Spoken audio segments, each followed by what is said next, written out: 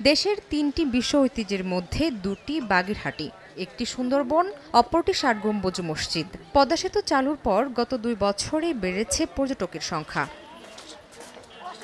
তবে পর্যটকদের জন্য বাগেরহাটে নেই তেমন কোনো সুবিধা। একদিকে আবাসন সংকট, অন্যদিকে খাবার সংকট। এতে দূরের পর্যটকরা জেলার পর্যটন স্পটগুলোতে এসে বিপাকে পড়েন।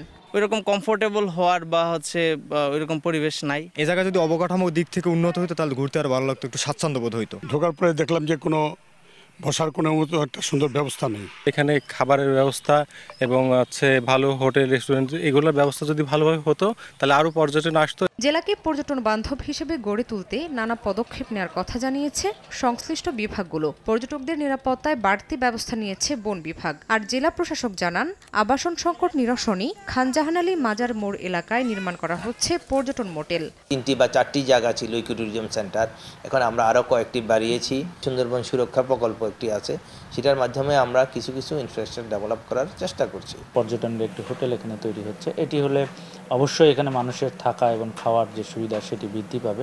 নগদের কাছে সব গ্রাহকই প্রিয়, তাই তো সারা দেশে ক্যাশ আউট চার্জ সবচেয়ে কম।